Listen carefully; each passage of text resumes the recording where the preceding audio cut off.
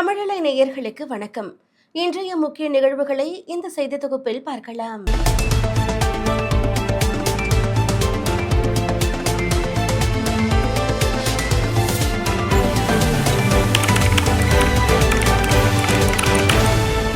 தமிழகத்தில் உள்ள 234 தொகுதிகளிலும் தனித்து போட்டியிடுவதாக அறிவித்து உள்ள தாவேக முதற்கட்டமாக 110 வேட்பாளர்கள் அடங்கிய பட்டியலை நாளை வெளியிட உள்ளது.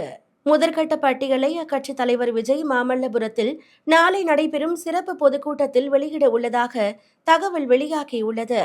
இதுவரை சுமார் 120 பேருக்கு நேரடி நேர்காணல் நடத்தப்பட்டுள்ள நிலையில் அதில் முதன்மையானவர்களை தேர்வு செய்து இந்த பட்டியல் தயார் செய்யப்பட்டுள்ளதாக கூறப்படுகிறது. மீதமுள்ள தொகுதிகளுக்கான வேட்பாளர் தேர்வு பணிகள் தற்போது தீவிரமாக நடைபெற்று வருகின்றன. மேலும் இதுவரை பொதுவெளியில் தேர்தல் குறித்து பேசாத விஜய் இந்த மேடையில் தனது அரசியல் நிலைப்பாடுகள் மற்றும் தேர்தல் வாக்குறுதிகள் குறித்து பேசுவார் என்றும் எதிர்பார்க்கப்படுகிறது.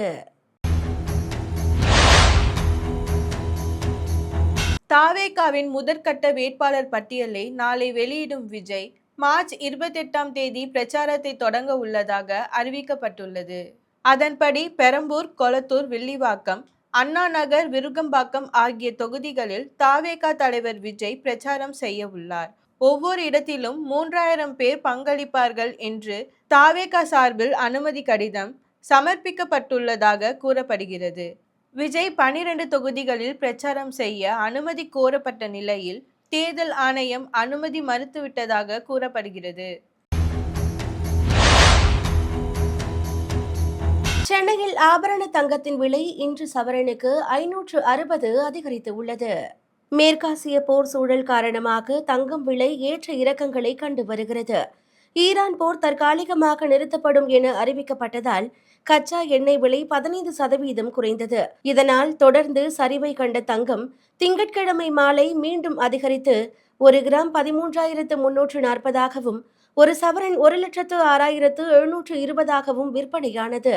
தொடர்ந்து நேற்று ஒரு சவரன் 1,08,800க்கும் விற்கப்பட்டது.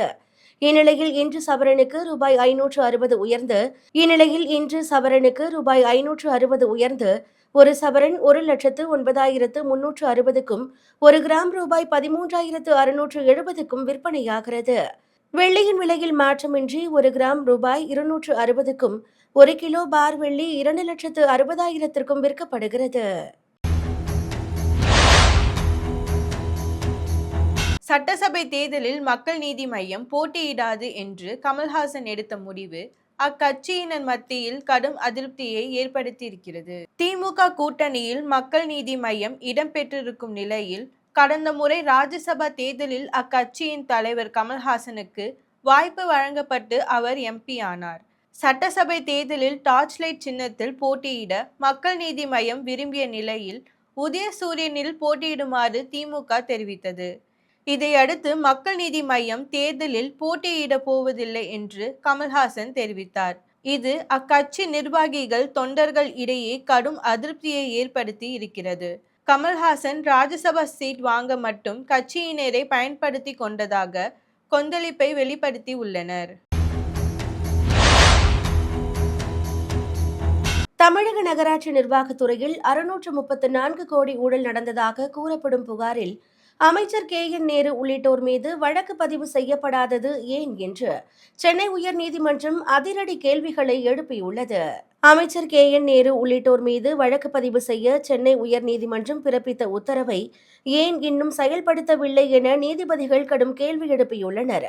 இது தொடர்பாக தலைமை நீதிபதி SV கங்கா புர்வாலா மற்றும் நீதிபதி G அருள்முருகன் அமர்வு நீதிமன்ற உத்தரவு பிறப்பித்து 1 மாதமாகியும் ஏன் இன்னும் வழக்கு பதிவு செய்யவில்லை என கேள்வி எழுப்பினர். இந்த தீர்ப்பை எதிர்த்து மறு ஆய்வு மனு தாக்கல் செய்யப்பட்டு உள்ளதாகவும் ஊழல் தடுப்பு சட்டப்பிரிவு 17A படி அமைச்சருக்கு எதிராக நடவடிக்கை எடுக்க முன் அனுமதி தேவை என்றும் அரசு தரப்பில் விளக்கம் அளிக்கப்பட்டது. நீதிமன்ற உத்தரவின்படி வழக்கு பதிவு செய்ய அரசின் முன் அனுமதி தேவையில்லை என்று நீதிபதிகள் திட்டவட்டமாக தெரிவித்து விசாரணையை ஏப்ரல் 20ஆம் தேதிக்கு ஒத்திவைத்து உள்ளனர். ரயில் டிக்கெட் தொடர்பான புதிய விதிகள் ஏப்ரல் 1 முதல் அமலுக்கு வருகிறது. அதன்படி உறுதி செய்யப்பட்ட ரயில் டிக்கெட்டுகளை ரயில் புறப்படுவதற்கு 8 மணி நேரத்திற்கு முன்னதாகவே ரத்து செய்ய வேண்டும். இல்லையென்றால் ரீஃபண்ட் கிடையாது. தற்போதுள்ள 4 மணி நேர காலக்கெடு 8 மணி நேரமாக நீட்டிக்கப்பட்டுள்ளது. 8 முதல் 24 மணி நேரத்திற்குள் ரத்து செய்தால் 50% கட்டணம் பிடித்தம் செய்யப்படும். 24 முதல் 72 மணி நேரத்திற்குள் ரத்து செய்தால் 25% பிடித்தம் செய்யப்படும். 72 மணி நேரத்திற்கு முன்னதாக என்றால் குறைந்தபட்ச ரத்து கட்டணம் போக மீதி தொகை திரும்ப கிடைக்கும். ரயில் சார்ட் தயாரிக்கும் நேரம் ரயில் புறப்படுவதற்கு 9 முதல் 18 மணி நேரத்திற்கு முன்பாகவே முன்கூட்டியே மாற்றப்பட்டு உள்ளது. ரயில் புறப்படுவதற்கு 30 நிமிடம் முன்பு வரை பயணிகள் தங்களது பயண வகுப்பை உயர்த்திக் கொள்ளலாம், ஏறும் நிலையத்தை மாற்றிக் கொள்ளலாம் என்றும் தெரிவிக்கப்பட்டுள்ளது. இந்தியா, பாகிஸ்தான் உள்பட 5 நட்பு நாடுகளுக்கு மட்டும் ஹார்முஸ் நீரிணை திறக்கப்படும் என ஈரான் உறுதியளித்துள்ளது. 25 நாட்களுக்கும் மேலான ஈரான் இஸ்ரேல் அமெரிக்கா போர் நீடித்து வருகிறது. உலகின் முக்கிய எண்ணெய் வழித்தடமான ஹார்முஸ் ஜலசந்தியை ஈரான் மூடியதால் இந்தியா உட்பட உலகின் பல நாடுகளில் எரிபொருள் பற்றாக்குறை ஏற்பட்டது.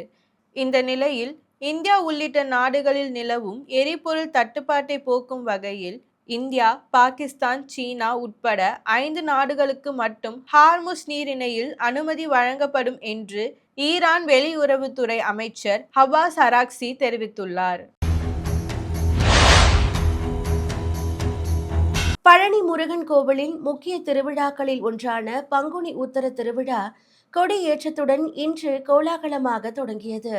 பழனி தண்டாயுதபாணி சுவாமி கோவிலின் உப கோவிலான திரு ஆவினன்குடி கோவிலில் இந்த ஆண்டுக்கான பங்குனி உத்தர திருவிழா கொடியேற்றத்துடன் கோலாகலமாக தொடங்கியுள்ளது. இவ்விழா இன்று முதல் தொடங்கி 10 நாட்கள் நடைபெறும்.